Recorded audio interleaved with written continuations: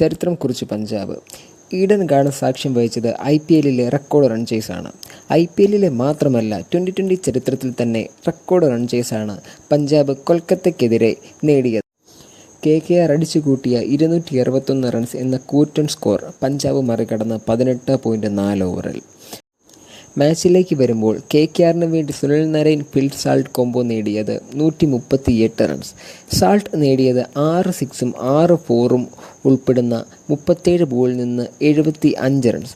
Sunil Narine നേടിയത് 32 ബോളിൽ നിന്ന് 9 ഫോറും 4 സിക്സും ഉൾപ്പെടെ 71 റൺസ്. വൺ ഡൗണായി ഇറങ്ങിയ വെങ്കടേഷ് അയ്യർ 23 ബോളിൽ നിന്ന് 39 റൺസ്. ആൻഡ്രെ റസൽ 12 ബോളിൽ നിന്ന് 24 റൺസ്. ക്യാപ്റ്റൻ ശ്രേയസ് അയ്യർ 10 ബോളിൽ നിന്ന് 28 റൺസ് നേടി നല്ല ഒരു ക്യാമിയോ ഇന്നിംഗ്സ് കാഴ്ചവെച്ചു. റിങ്കു സിംഗ് 5 റൺസും രമൺദീപ് സിംഗ് 6 റൺസും. Team total 261-ന് 6.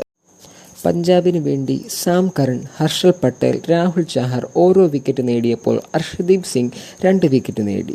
മറുപടി ബാറ്റിംഗിനിറങ്ങിയ പഞ്ചാബിന് വേണ്ടി ജോണി ബെയർസ്റ്റോ, പ്രാപ് സിമ്രൻ സിംഗ് അതിഗംഭീര ഓപ്പണിംഗാണ് നൽകിയത്. 6 ഓവറിൽ അവർ നേടിയത് 93 റൺസ്.